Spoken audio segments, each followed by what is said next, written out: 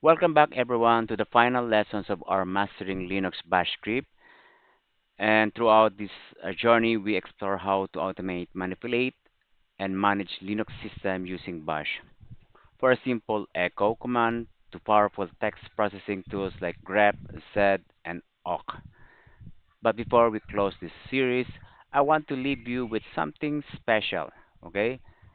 And we're going to look how we can go beyond Bash using another powerful scripting language using Python. So Python can act as an alternative to Bash script, so giving us more flexibility, better readability, and access to thousands of libraries that make automations and system administrations easier than ever. So in these lessons, we learn how to use Python for common Bash-like tasks, printing messages, like handling, argument, reading users' input, and even writing data to the files. And okay, guys, so by the end of this workshop, or lessons, you will understand how Python can take over where Bash stopped. So combining the simplicity of scripting with the full power of programming. So let's dive in and wrap up our series by mastering Python as a Bash script alternative. Okay, so basically, what is Python? So Python is an interpreter and object-oriented and easy-to-read language. So it is a great for automations and system scripting and quick development. So it is created by Guido van Rossum in 1989. So for us to use a Python, so two things we need to learn here is one is accessing the REFL, which is stands for um read, evaluate, and then what is the other thing here is the loop, print, okay, repel, okay, from the word repel, read, evaluate, print, and loop. So this is how it look by typing Python 3. So before we can still use Python 2, but most of the system right now is they using in their system more on Python 3. So this is the REPL. So we though the Python don't have an console or no, I mean no console, no shell to interact, but we have a REPL that we I'm I'm trying to trying to discuss with you guys. So for us to start with our simple interacting the Python by importing our sys. Okay, so basically this is a module system, and we can also now investigate the object oriented natures of Python by printing the versions by simple calling like this. Okay, and it will give us the input. Okay, and we can also import uh, the the module this. So this is a Z Python.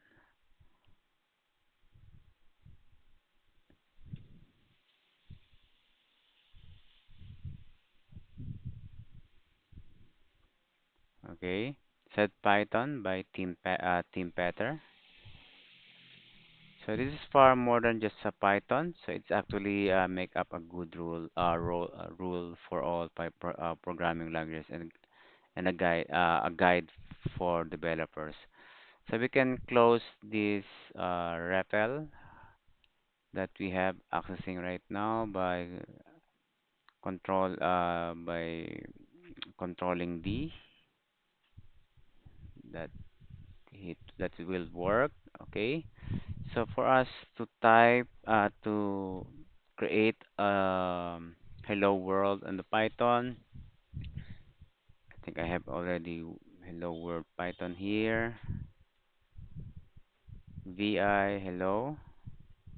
I'm going to remove this. Okay. You only need to add this.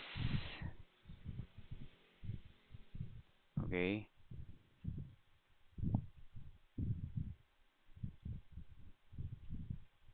Like that. And then we can simply run on it by like that, and it will give us hello. Okay. uh what else? um but of course, before we going to execute it, we need to see to it that this file is executable. As you can see, it's highlighted as an green here, meaning it's executable. So be mindful on that, guys. So how are we going to use the Pythonic argument? By using sys argument. So by simple import, I'm going to vi this hello to hello world, hello dot Python. Okay, and then we're going to vi hello. Okay, we're going to remove this, and then for us to access the argument by importing sys and then hello, and then uh, access this argument v by indexing accessing the index one. Okay. Oops.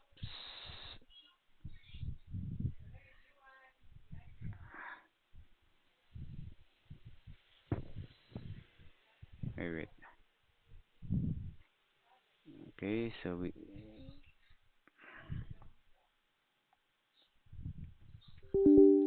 create again. Okay, and then oh, okay.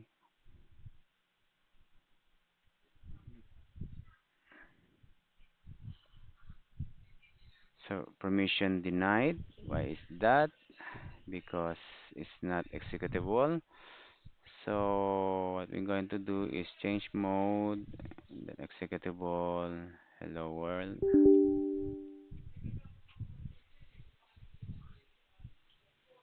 and again we need to put argument here, value, and it will display as an hello world. Okay, that is how it works. How about to count the argument by simple cp again, the hello Python to hello 2, and then vi the hello 2 Python. Then we're going to remove on it, count the argument by using this one. So import same goes. Thing is import the sys and then access the argument index one, and then we're going to print the length. Okay. So if you're going to execute it, the two,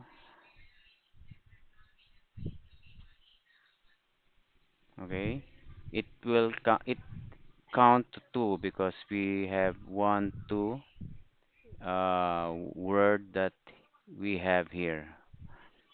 Okay, so if you don't pass any argument here, Python throw an index error. So you need to see to it that you need to handle it properly. So later we can also using conditional. So I'll show you how the error display. So index error, okay? So significant white space. So Python uses indentation. That's the most important thing that you need to do. So unlike you're using other scripting or programming languages, they're using braces or do and done like that. For Python, you don't need to, because you only need to do is to indent your Python script. So I'm going to copy again the hello world Python to hello 3 Python. Okay, so cut hello 3 Python. Up, no, vi. I'm going to remove on it again. I'll paste the ready-made script here. So we're going to import the sys again, and then count the length of of our argument. So we're going to make a condition here. If count is less than one, then we're going to print what we have put here, and then we're going to print the exiting argument. Okay, and then to run. Okay, it will exit if we don't need. If we didn't put something here. If you're going to give something here, it will display the the other script here, other print that we print here. Okay, like the argument supplied to, and then the hello mark exiting from this file. Okay, from reading the user input, it's still very easy. So we can use uh, function input like that, and I'll show you how it will work. So I'll copy again for, okay, okay, vi again the hello for, okay, and then I'm going to remove again. So same thing. So we're going to import the sys, and then we're going to count. I'm going to make a variable count and name. From the count, the value is length. We're going to put a length here, and then the name is null. So if count is less than one, then we're going to put something in this name. Else, we were going to ask the users to input their name, and then it will print what we have put it here. So I'm going to save on it, and then hello.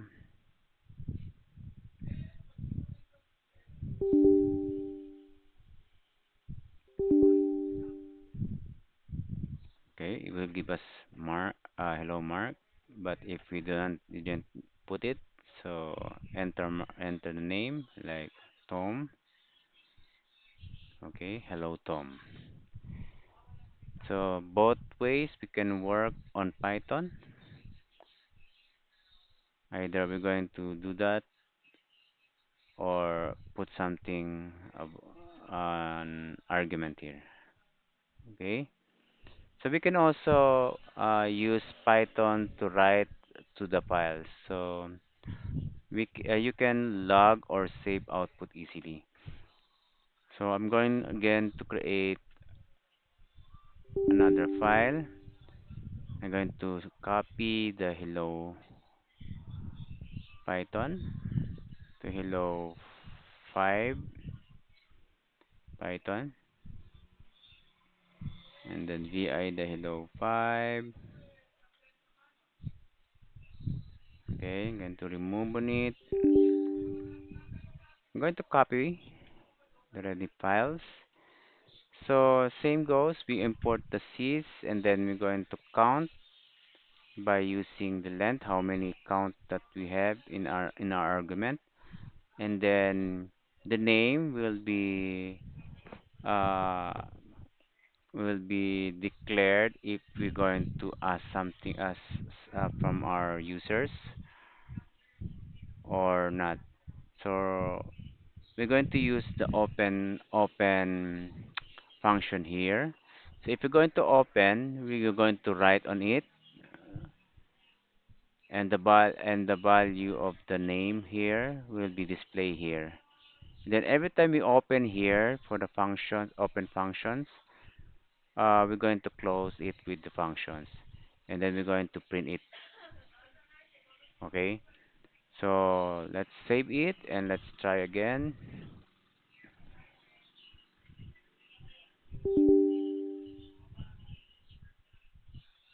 Let's me check if this it work. So no name. So enter your name, Mark, Ariel. So greeting saved to greeting blanks. So let's check first what's inside the greetings since we created greetings here, and we still have the same hello world, hello Ariel here inside of the greetings. Okay, so this is the it will also run multiple times. Okay, so that's would be it. So I think we cover a little bit the Python here. So probably we can also expand this lesson for the Python. Okay, and that's wrap up our final lessons in the Mastering Linux Bash script. So we've seen the Python can be powerful alternative to Bash. It can be clean, readable, and ready for more advanced automations. So if you enjoyed these lessons, the whole series, so don't forget to like and subscribe and hit the notification bell so you won't miss a future workshop on Linux automations and DevOps tools. So I guess again, I'll see you in the next lesson.